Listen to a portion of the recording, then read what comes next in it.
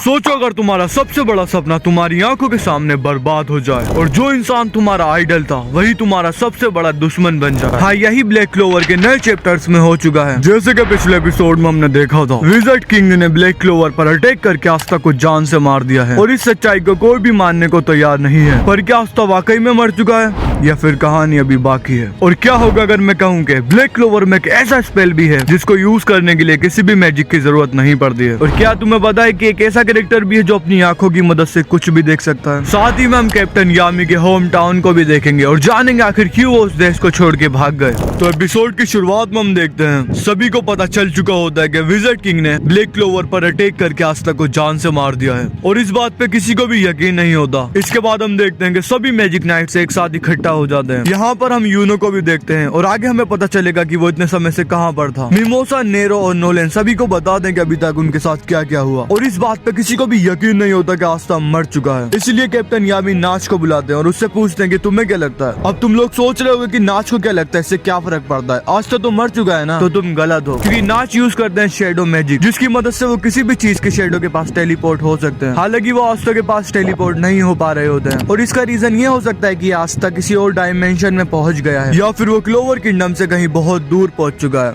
जैसे कि इंडिया से अमेरिका, या फिर आस्था मर चुका है। दूसरी तरफ सभी मैजिक नाइट्स विज़र्ड किंग को लेके भी परेशान होते हैं, क्योंकि उसने बोल दिया होता है कि 7 दिन के बाद वो क्लोवर किंगडम पे अटैक करेगा अपना पिछवाड़े तक का जोर लगाकर और सबको अपना प्लादिन बना के अपने सपनों की दुनिया बनाएगा। और सभी मैजिक नाइट्स की ये बात सुन के फट रही होती है, क्योंकि लूसियस के पास है विज़र्ड किंग का टाइम मैजिक और खुद का सोल मैजिक, ऊपर से वो जोग्राटेस और उसने अंडरवर्ल्ड के सभी डेविल्स पे अपना कंट्रोल कर लिया है। इसलिए उसके पास द डेविल किंग लूसीफेरो का ग्रेविटी मैजिक और दूसरे सभी डेविल्स का मैजिक भी है। आसान शब्दों में Lucius aka the wizard king एक गॉड बन चुका है ब्लैक क्लोवर एनीमे के अंदर। दूसरी तरफ यूनो बताते कि इतने समय से वो क्लोवर किंगडम के बॉर्डर पर थे, क्योंकि उन्हें अंदेशा था कि वहाँ पे कुछ डेविल छेड़छाड़ कर रहे थे। हालांकि जब वो वहाँ पे गए तो उन्हें सुप्रीम रैंक डेविल और बहुत सारे हाई रैंक डेविल्स दिखे, पर उन्होंने यूनो को ज्यादा कुछ नहीं करा और सुप्रीम रैंक डेविल बैठ के सब कुछ देख रहा था। शायद उसका मकसद यूनो को उलझाए रखना था। इसके बाद हम लूसियस को देखते हैं, जिसके पास वही सुप्रीम रैंक डेविल आता है और वो लूसियस से बोलता है कि उसको यकीन नहीं हो रहा है कि यूनो 1 साल से कम समय में इतना ज्यादा खतरनाक हो गया है कि उसने बहुत सारे हाई रैंक डेविल को एक झटके में मार दिया। ये सुन के लूसियस बोलते हैं कि जितने भी फ्यूचर प्रेडिक्शन उन्होंने किए थे उसमें से सिर्फ एक में ही मैजिक नाइट्स बाहर ही पड़ रहे थे और वो यूनो के वजह से थे और इसलिए वो यूनो को मार देंगे। दूसरी तरफ यूनो भी लूसियस को मारने की ठान लेता है। इसके बाद अचानक से मास्टर को देखते हैं जो कि एक जमीन पर बेहोश पड़ा होता है और उसके पास एक अजीब आदमी आके बोलता है, अच्छा तो तुम यहाँ पर हो। इसके बाद सीन चेंज होता है और हम नाच को देखते हैं जो ब्लैक बुल्स के बेस पर आते हैं, जहाँ पर सभी अपनी दुनिया में मस्त होते हैं। लेकिन नाच सबको बोल दे कि यहाँ पे तुम सब मुट्ठी पहन रहे हो और वहाँ पे आस्था की गांड मान ली गई है। इसके बाद नाच सबको बता दें कि आस्था मर चुका है, लेकिन उनको लगता है कि आस्था अभी भी जिंदा हो सकता है और इसीलिए सभी ब्लैक बुल्स के मेंबर्स आस्था को ढूंढने के लिए चले जाते हैं। इसके बाद हम आस्था को देखते हैं जिसकी अचानक से आंखें खुलती हैं और वो एक कमरे के अंदर होता है। आस्था के पास एक चार्मी की जैसे दिखने वाली गुड़िया आती है और इससे पहले कि आस्था कुछ कर पाता हम उसके पीछे एक आदमी को देखते हैं जो कहता है, आस्था अब तुम कैसा महसूस कर रहे हो? ये सुन के आस्था घबरा जाता है और बोलता है, तुम कौन हो और तुम्हें मेरा नाम कैसे पता है? इसके बाद आस्था देखता है कि उसकी जो चोट लगी थी वो ठीक हो गई थी। आस्था उससे कहता है कि वो काली और छोटी चीज कहाँ है? ये सुन के वो आदमी हैरान हो जाता है और सोचता है कि इसको कैसे पता कि मेरा पीपी काला और छोटा है।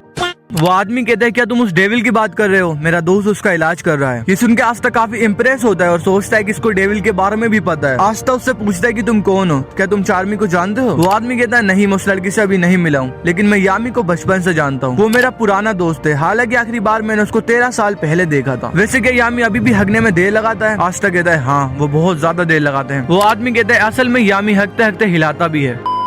लेकिन तभी आस्था को याद आता है कि उसको तो वापस घर जाना है। लेकिन वो आदमी कहता है कि तुम अभी सही हालात में नहीं हो, मुझे पता है तुम कैसा महसूस कर रहे हो। तुम्हारा दिल टूट गया और तुम लगभग मारे गए, वो भी उन लोगों के हाथों जिन्हें तुम अपना मानते थे। और ये सुनकर आस्था बहुत ज्यादा हैरान हो जाता है और बोलता है, तुम्हें ये सब कैसे पता? बस मैं अपनी आंखों की मदद से कुछ भी देख सकता हूँ और मेरी आंखें मुझे बता रही है अगर तुम वापस गए तुम मारे जाओगे और वैसे भी मुझे नहीं लगता कि तुम वापस जा पाओगे। और हम देखते हैं कि आस्था द लैंड ऑफ सन में आ चुका है जो ब्लैक क्लोवर से बहुत ज्यादा दूर है और इस आदमी का नाम रियूडो है और ये इस कंट्री का शोगन है। रियू आस्था से कहता है कि तुम यहाँ आ ही गए हो तो ट्रेनिंग करके पावरफुल हो जाओ। आस्था खुद को एक फॉरेन कंट्री में देख के हैरान हो जाता है और सोचता है कि मैं वापस कैसे जाऊंगा, लेकिन रियू बोलते है कि मुझे नहीं लगता कि लूसियस अभी कुछ हरकत करेगा, तो तुम शांत हो जाओ। आस्था ही सुन के बोलता है, आखिर तुम कौन हो बे और ये शोगन क्या होता है? रियू बोलते हैं, शोगन का मतलब तुम्हारी भाषा में विज़ार्ड किंग होता है। लेकिन आस्था बोलता है तुम विज़ार्ड किंग के जैसे स्ट्रॉन्ग लगते तो नहीं हो। रियू बोलते हैं हाँ मैं हूँ भी नहीं, तुम मुझे रियू बोल सकते हो। लेकिन ये सुन के वहाँ खड़ी हुई एक लड़की को गुस्सा आ जाता है।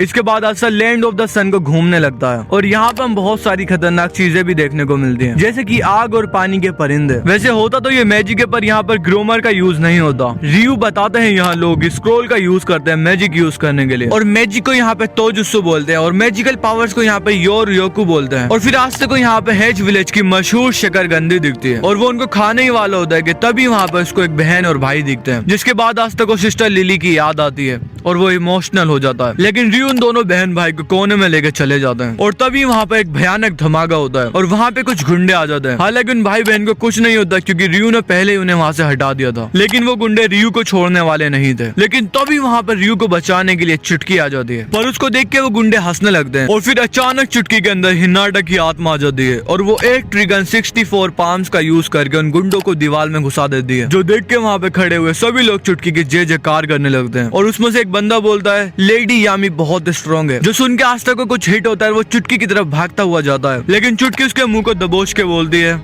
चला जा भोसड़ी के। और रियू बता देंगे इस लड़की का नाम इचिका है और ये कैप्टन यामी की छोटी बहन है। और अगर तुम्हें स्ट्रॉन्ग बनना है तो रियूजन 7 के साथ ट्रेनिंग करो। वैसे रियूजन 7 एक मैजिशियंस का ग्रुप है जिसमें बहुत खतरनाक जादूगर है, मैजिक नाइट्स के जैसे। दूसरी तरफ इचिका कहती है लॉर्ड रियू के वजह से मैं चुप हूँ, वरना तुम्हारी माँ बहने कर देती। इसके बाद रियू इन दोनों को पकड़ के अपने दोस्त रिकवरी जुत्सु यूजर के पास लेके चले जाते हैं, जिसने लीबे को पूरी तरह से ठीक कर दिया होता है और अब आस्था तैयार होता है वापस जाने के लिए। लेकिन रियू से बोलते हैं मुझे पता है कि तुम जानते हो अगर तुम वापस चले भी जाते हो तो लूसियस को हरा नहीं पाओगे। लेकिन आस्था बोलता है जब तक मैं कोशिश नहीं करूंगा मुझे पता नहीं चलेगा। अभी हम यहाँ बैठे हैं और वहाँ पे सब मुसीबत में हैं। लेकिन रियू बोलते हैं चिंता मत करो, अभी भी हमारे पास टाइम है, तुम ट्रेनिंग करो। लेकिन आस्था बोलता है मैंने अपनी पूरी जिंदगी ट्रेनिंग ही करी है, मैं इससे ज्यादा खतरनाक नहीं बन सकता। पर ये सुन के इचिका आस्था के मुंह पे एक रेप्टा मारती है और उसको इतनी खरी खोटी सुनाती है कि आस्था बोलता है मेरी जान बचाने के लिए बहुत शुक्रिया, मैं आपका एहसान जरूर चुकाऊंगा। और इसके बाद ये लोग ट्रेनिंग करने के लिए चले जाते हैं और यहाँ पे हमें खतरनाक टेक्निक के बारे में पता चलता है जिसका नाम है ज़ेटन। हाँ ये वही है जिसको इचिका ने अभी थोड़ी देर पहले यूज किया था। आस्था कहता है कि उसके पास मैजिक नहीं है, पर रियू बता देंगे इसको यूज करने के लिए मैजिक की जरूरत भी नहीं पड़ती है। और जैसे नारुतो अपने सभी चक्रा को एक पॉइंट पर फोकस करके रेसेंगान का यूज करता है, वैसे ही इसमें फोकस करके एक चक्रा की मदद से फ्लैश अटैक मारता है, जो इतना खतरनाक होता है कि एक चीज के 2 टुकड़े आराम से कर देता है। इसके बाद इचिका आस्था को ये करने के लिए बोलती है, मगर इसमें एक दिक्कत होती है। रिकवरी यूजर बोलता है कि इस टेक्निक को यूज करने के लिए सालों की ट्रेनिंग लगती है और रियूजन 7 के अलावा इस टेक्निक को कोई भी यूज नहीं कर सकता। लेकिन फिर भी आस्था ज़ेटन को यूज करता है और चक्रा के बजाय वो अपने एंटी मैजिक का इस्तेमाल करता है। हालांकि उसके अटैक से बैम्बू को कुछ भी नहीं होता, पर अचानक से वो मिटने लगता है। रियू खुश होकर बोलता है तुम्हारी फाउंडेशन बढ़िया है, तुम्हें बस ये सीखना है कि इसको सही तरीके से कैसे इस्तेमाल करते हैं। और ये सुनने के बाद आस्था बोलता है थैंक यू, मैं और भी ताकतवर हो सकता हूँ। और फिर आस्था ज़ेटन को बार बार यूज करता है और इसके बाद आस्था ज़ेटन के बेसिक को सीख जाता है। पर रियू बोलते हैं बेसिक से ज्यादा फर्क नहीं पड़ता है, ज़ेटन में जो चीज मायने रखती है वो ये है कि आप जब चाहें और जहाँ जाए इसको इस्तेमाल कर सके। और तुम्हें ओपनिंग भी ढूंढनी पड़ेगी ताकि तुम्हारा ज़ेटन दुश्मन के जाके लगे। और इसलिए रियू आस्था से बोलते हैं कि तुम इचिका के साथ एक बैटल करो। आस्था की थोड़ी फटती है पर वो डीमन फॉर्म में आके तैयार हो जाता है, पर इचिका को इससे घंटा फर्क नहीं पड़ता और वो आस्था के घूसा मार के उसको दूर फेंकती है। आस्था उसके ऊपर अटैक करता है पर वो बच जाती है और आस्था के लात मारती है। और रियू बताते हैं कि ज़ेटन को उसका नाम मिला क्योंकि उसके क्रिएटर ने एक अटैक में आसमान के 2 टुकड़े कर दिए थे। और इसके बाद आस्था बस इचिका से फेंकता रहता है और रियू इसका रीजन भी बताता है। वैसे तो डार्क मैजिक बहुत ज्यादा खतरनाक है और आस्था को मारना बहुत मुश्किल है, लेकिन आस्था लड़ाई के बीच बीच में रिलैक्स हो जाता है और तभी इचिका उसके ऊपर अटैक कर दिया, जिसके वजह से आस्था कुछ नहीं कर पाता और हार जाता है। और यही लूसियस ने भी आस्था के साथ किया था। और अगर आस्था को लूसियस को हराना है तो उसको ओपनिंग ढूंढनी पड़ेगी और इसी को ओपनिंग भी बोलने की जब तुम्हारा दुश्मन कुछ न कर पाए तुम तभी उसको मार दो। इसके बाद इचिका आस्था के लात मार के उसको जमीन में घुसा देती है और आस्था डेविल यूनियन फॉर्म का यूज करने के बाद भी इचिका को एक खरोच तक नहीं दे पाता और फिर आस्था अपना भाषण देना शुरू ही कर देता है। पर इस बार इचिका उसको बोल दिया